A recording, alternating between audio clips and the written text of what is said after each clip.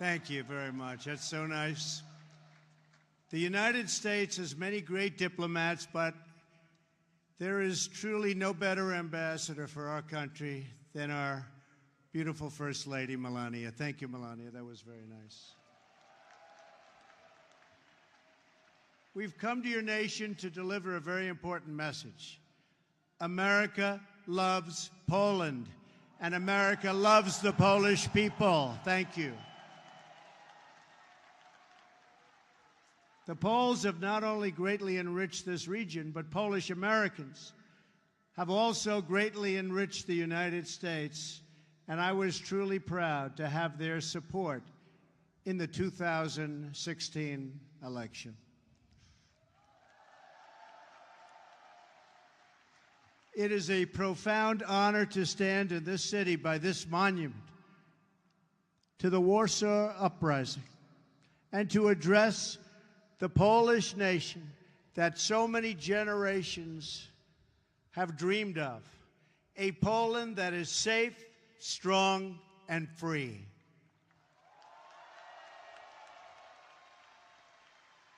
President Duda and your wonderful First Lady, Agata, have welcomed us with the tremendous warmth and kindness for which Poland is known around the world. Thank you. I sincere, and I mean sincerely, thank both of them, and to Prime Minister Shedwo, a very special thanks also.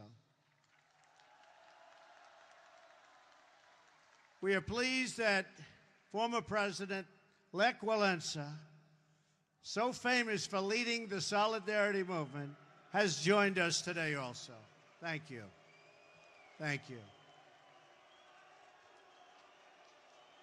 Thank you.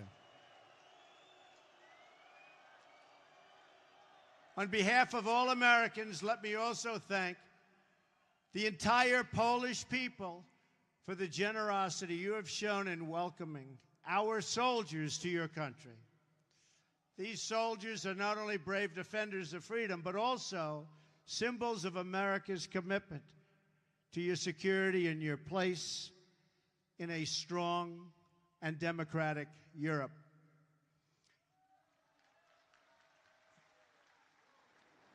We are proudly joined on stage by American, Polish, British, and Romanian soldiers. Thank you. Thank you. Great job. President Duda and I have just come from an incredibly successful meeting with the leaders participating in the 3 Cs initiative. To the citizens of this great region, America is eager to expand our partnership with you. We welcome stronger ties of trade and commerce as you grow your economies. And we are committed to securing your access to alternate sources of energy, so Poland and its neighbors are never again held hostage to a single supplier of energy.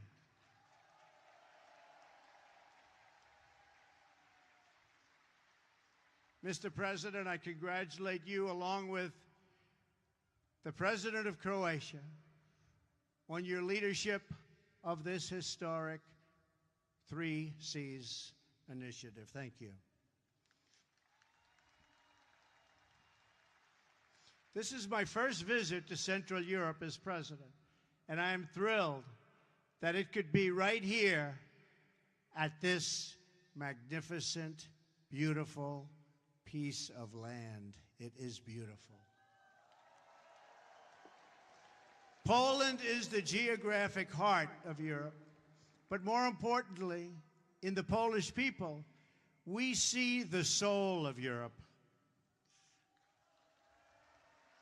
Your nation is great because your spirit is great, and your spirit is strong.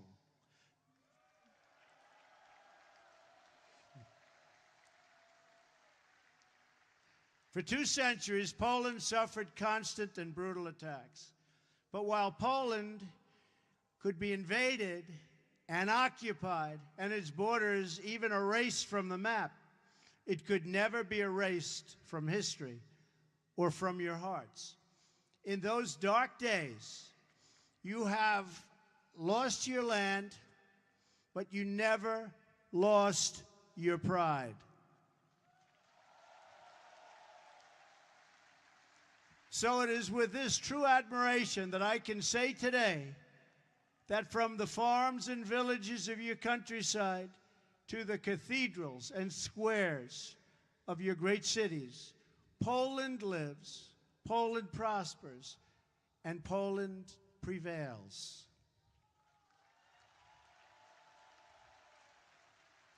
Despite every effort to transform you, oppress you, or destroy you, you endured and overcame. You are the proud nation of Copernicus. Think of that.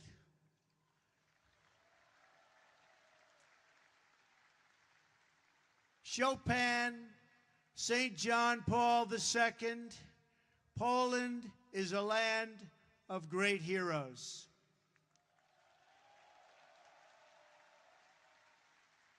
And you are a people who know the true value of what you defend.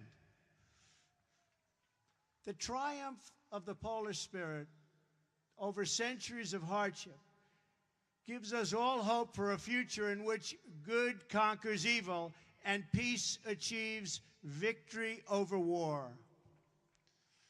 For Americans, Poland has been a symbol of hope since the beginning of our nation. Polish heroes and American patriots fought side by side in our War of Independence and in many wars that followed. Our soldiers still serve together today in Afghanistan and Iraq, combating the enemies of all civilization. For America's part, we have never given up on freedom and independence as the right and destiny of the Polish people, and we never, ever will.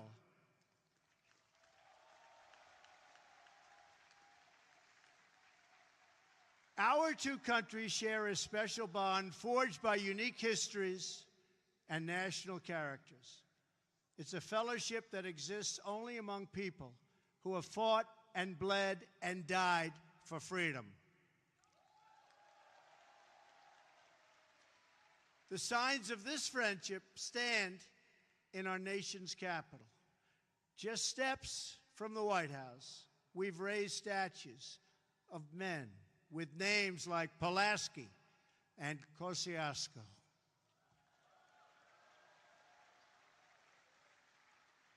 The same is true in Warsaw, where street signs carry the name of George Washington and a monument stands to one of the world's greatest heroes, Ronald Reagan.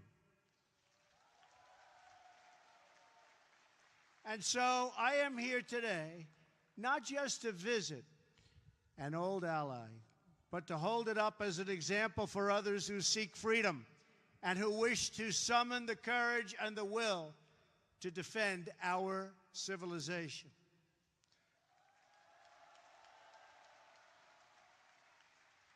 The story of Poland is the story of a people who have never lost hope, who have never been broken, and who have never, ever forgotten who they are.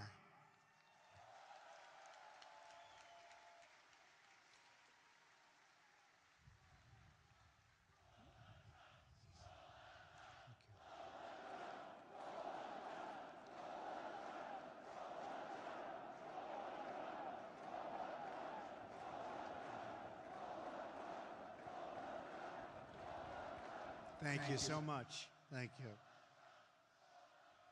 Thank you so much. Such a great honor. This is a nation more than 1,000 years old.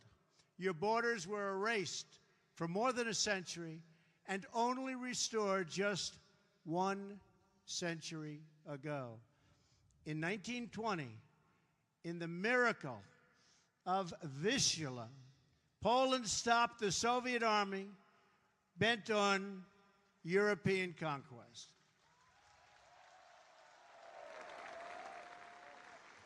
Then, 19 years later, in 1939, you were invaded yet again, this time by Nazi Germany from the west and the Soviet Union from the east. That's trouble. That's tough. Under a double occupation, the Polish people endured evils beyond description. The Katyn Forest Massacre, the occupations, the Holocaust, the Warsaw Ghetto, and the Warsaw Ghetto Uprising, the destruction of this beautiful capital city, and the deaths of nearly 1 in 5 Polish people. A vibrant Jewish population, the largest in Europe, was reduced to almost nothing after the Nazis systematically murdered millions of Poland's Jewish citizens, along with countless others, during that brutal occupation. In the summer of 1944, the Nazi and Soviet armies were preparing for a terrible and bloody battle right here in Warsaw. Amid that hell on earth, the citizens of Poland rose up to defend their homeland. I am deeply honored to be joined on stage today by veterans and heroes of the Warsaw Uprising.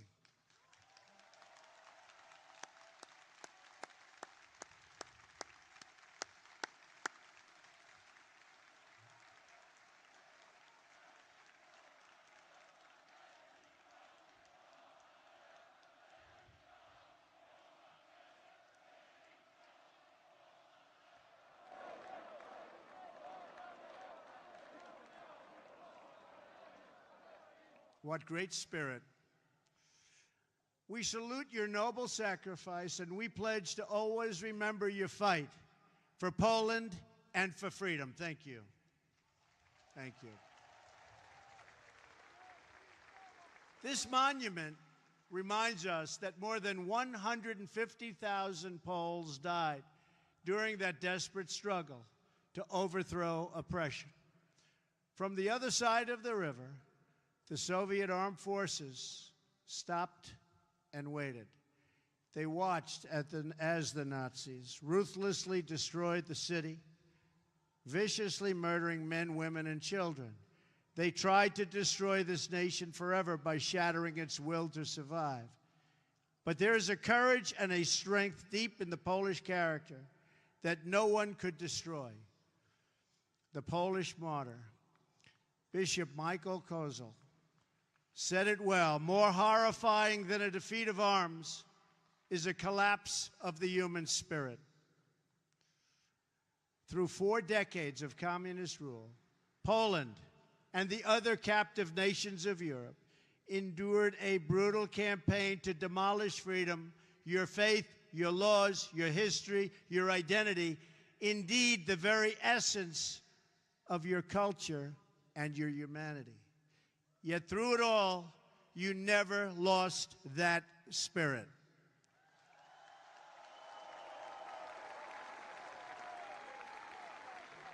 Your oppressors tried to break you, but Poland could not be broken.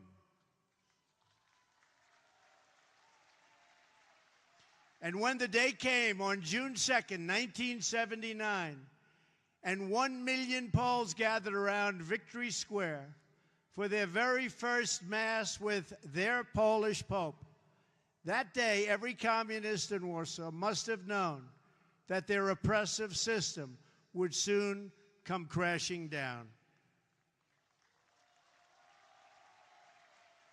They must have known it at the exact moment during Pope John Paul II's sermon, when 1 million Polish men, women, and children suddenly raised their voices in a single prayer. 1 million Polish people did not ask for wealth.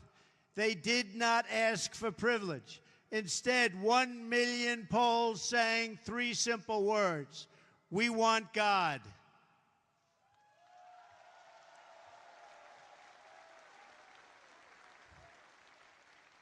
In those words, the Polish people recalled the promise of a better future. They found new courage to face down their oppressors. and they found the words to declare that Poland would be Poland once again. As I stand here today before this incredible crowd, this faithful nation, we can still hear those voices that echo through history. Their message is as true today as ever. The people of Poland, the people of America, and the people of Europe still cry out, "We want God."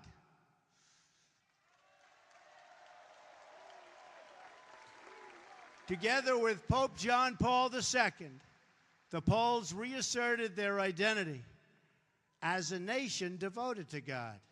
And with that powerful declaration of who you are, you came to understand what to do and how to live. You stood in solidarity against oppression, against a lawless secret police, against a cruel and wicked system that impoverished your cities and your souls. And you won. Poland prevailed. Poland will always prevail.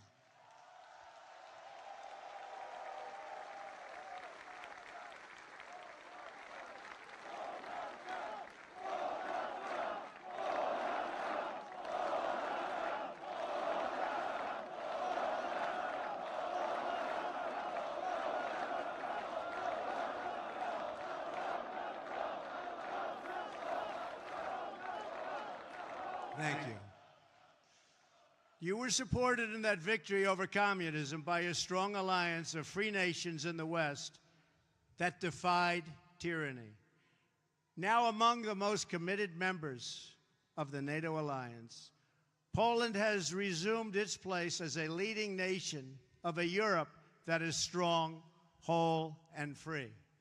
A strong Poland is a blessing to the nations of Europe, and they know that. A strong Europe is a blessing to the West and to the world.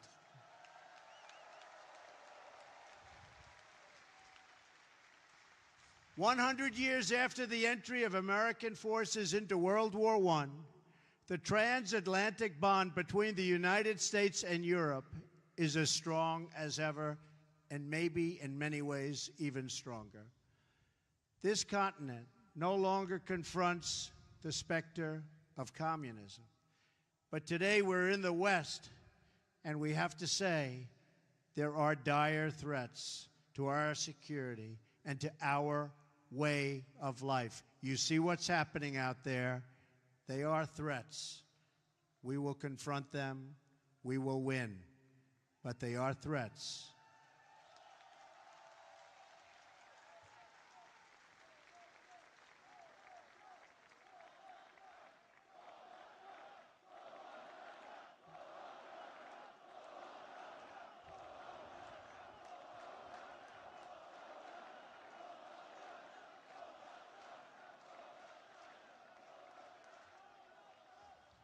We are confronted by another oppressive ideology, one that seeks to export terrorism and extremism all around the globe. America and Europe have suffered one terror attack after another. We're going to get it to stop. During a historic gathering in Saudi Arabia, I called on the leaders of more than 50 Muslim nations to join together to drive out this menace which threatens all of humanity. We must stand united against these shared enemies to strip them of their territory and their funding and their networks and any form of ideological support that they may have. While we will always welcome new citizens who share our values and love our people, our borders will always be closed to terrorism and extremism of any kind.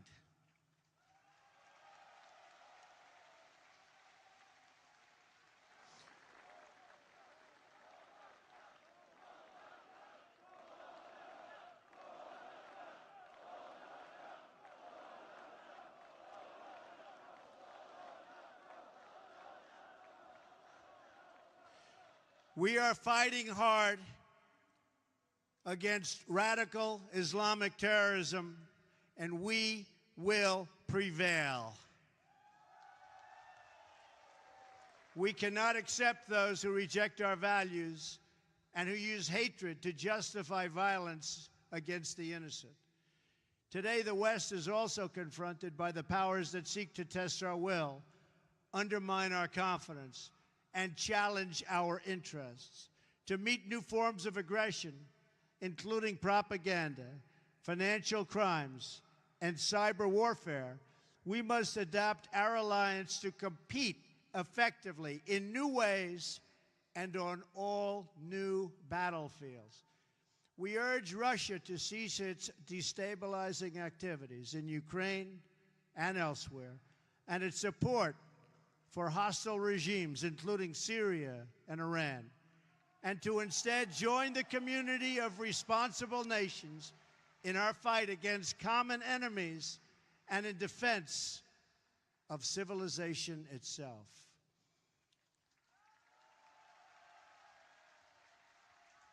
Finally, on both sides of the Atlantic, our citizens are confronted by yet another danger, one firmly within our control. This danger is invisible to some, but familiar to the Poles. The steady creep of government bureaucracy that drains the vitality and wealth of the people. The West became great, not because of paperwork and regulations, but because people were allowed to chase their dreams and pursue their destinies. Americans, Poles, and nations of Europe value individual freedom and sovereignty. We must work together to confront forces, whether they come from inside or out, from the South or the East, that threaten over time to undermine these values and to erase the bonds of culture, faith, and tradition that make us who we are.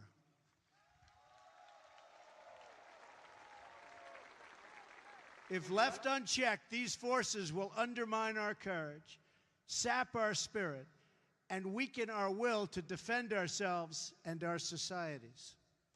But just as our adversaries and enemies of the past learned here in Poland, we know that these forces, too, are doomed to fail if we want them to fail. And we do indeed want them to fail. They are doomed not only because our alliance is strong, our countries are resilient, and our power is unmatched. Through all of that, you have to say everything is true. Our adversaries, however, are doomed because we will never forget who we are. And if we don't forget who we are, we just can't be beaten. Americans will never forget. The nations of Europe will never forget. We are the fastest and the greatest community. There is nothing like our community of nations. The world has never known anything like our community of nations. We write symphonies. We pursue innovation. We celebrate our ancient heroes, embrace our timeless traditions and customs, and always seek to explore and discover brand new frontiers. We reward brilliance. We strive for excellence and cherish inspiring works of art that honor God. We treasure the rule of law and protect the right to free speech and free expression. We empower women as pillars of our society and of our success. We put faith and family, not government and bureaucracy, at the center of our lives, and we debate everything. We challenge everything. We seek to know everything so that we can better know ourselves. And above all, we value the dignity of every human life, protect the rights of every person, and share the hope of every soul to live in freedom. That is who we are. Those are the priceless ties that bind us together as nations, as allies, and as a civilization. What we have, what we inherited from our, and you know this better than anybody, and you see it today with this incredible group of people. What we've inherited from our ancestors has never existed to this extent before. And if we fail to preserve it, it will never, ever exist again. So we cannot fail. This great community of nations has something else in common. In every one of them, it is the people, not the powerful, who have always formed the foundation of freedom and the cornerstone of our defense.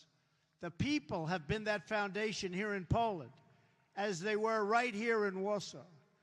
And they were the foundation from the very, very beginning in America.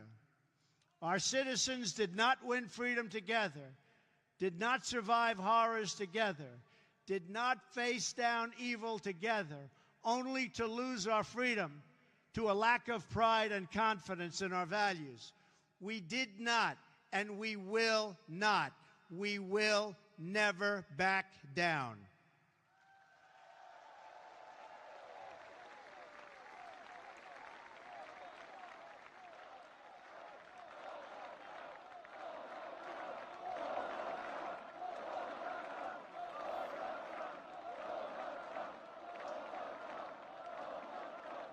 As long as we know our history, we will know how to build our future.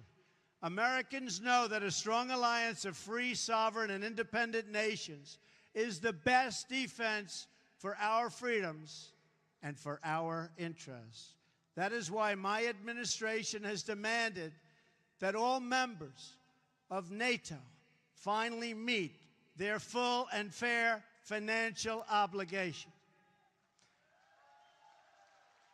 As a result of this insistence, billions of dollars more have begun to pour into NATO. In fact, people are shocked, but billions and billions of dollars more coming in from countries that, in my opinion, would not have been paying so quickly. To those who would criticize our tough stance, I would point out that the United States has demonstrated, not merely with words, but with its actions, that we stand firmly behind Article 5, the mutual defense commitment.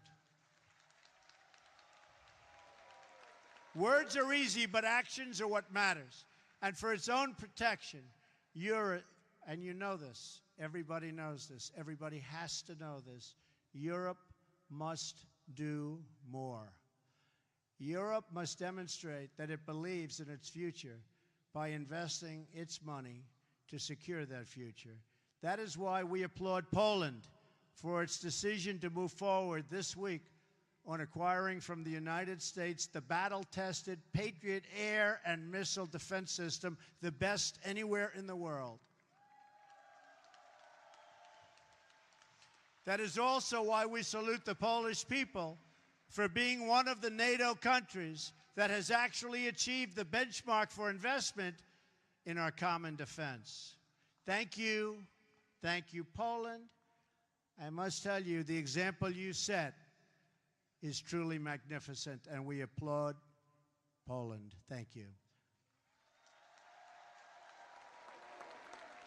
We have to remember that our defense is not just a commitment of money, it is a commitment of will.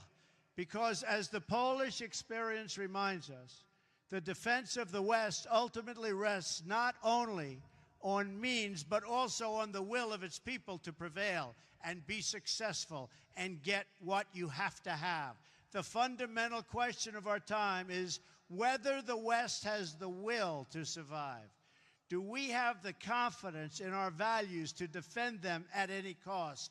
Do we have enough respect for our citizens to protect our borders? Do we have the desire and the courage to preserve our civilization in the face of those who would subvert and destroy it? We can have the largest economies and the most lethal weapons anywhere on earth. But if we do not have strong families and strong values, then we will be weak, and we will not survive. If anyone forgets the critical importance of these things, let them come to one country that never has. Let them come to Poland.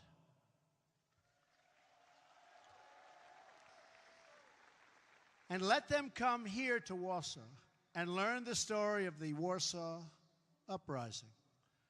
When they do, they should learn about Jerusalem Avenue.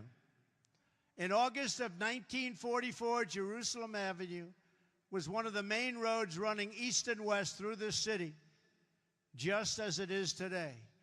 Control of that road was crucially important to both sides in the battle for Warsaw. The German military wanted it as their most direct route to move troops and to form a very strong front. And for the Polish Home Army, the ability to pass north and south across that street was critical to keep the center of the city and the uprising itself from being split apart and destroyed. Every night, the Poles put up sandbags amid machine gun fire, and it was horrendous fire, to protect a narrow passage across Jerusalem Avenue. Every day, the enemy forces knocked them down again and again and again. Then the Poles dug a trench. Finally, they built a barricade. And the brave Polish fighters began to flow across Jerusalem Avenue. That narrow passageway, just a few feet wide, was the fragile link that kept the uprising alive. Between its walls, a constant stream of citizens and freedom fighters made their perilous sprints. They ran across that street. They ran through that street. They ran under that street, all to defend the city. The far side was several yards away, recalled one young Polish woman named Greta. That mortality and that life was so important to her. In fact, she said, the mortally dangerous sector of the street was soaked in blood. It was the blood of messengers, liaison girls, and couriers. Nazi snipers shot at anybody who crossed. Anybody who crossed, they were being shot at. Their soldiers burned every building on the street, and they used the Poles as human shields for their tanks in their effort to capture Jerusalem Avenue. The enemy never ceased its relentless assault on that small outpost of civilization. And the Poles never ceased its defense. The Jerusalem Avenue passage required constant protection, repair, and reinforcement.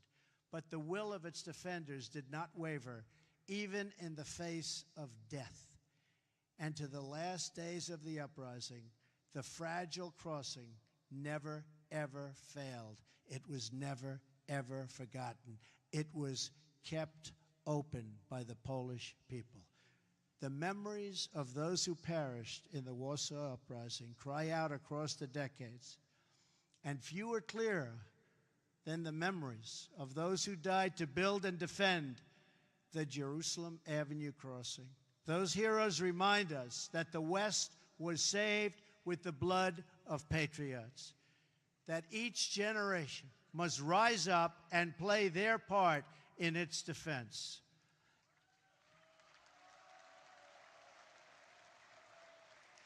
And that every foot of ground and every last inch of civilization is worth defending with your life. Our own fight for the West does not begin on the battlefield. It begins with our minds, our wills, and our souls. Today, the ties that unite our civilization are no less vital and demand no less defense than that bare shred of land on which the hope of Poland once totally rested.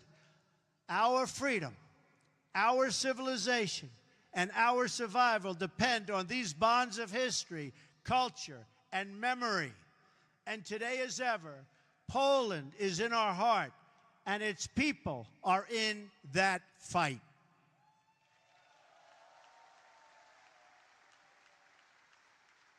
Just as Poland could not be broken, I declare today for the world to hear that the West will never, ever be broken.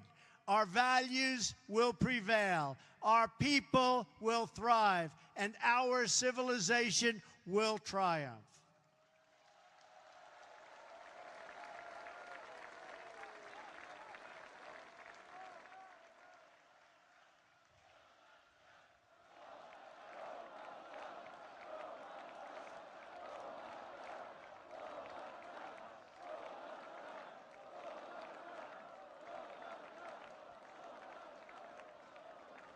Thank you. So together, let us all fight like the Poles, for family, for freedom, for country, and for God. Thank you. God bless you. God bless the Polish people. God bless our allies. And God bless the United States of America. Thank you. God bless you. Thank you very much.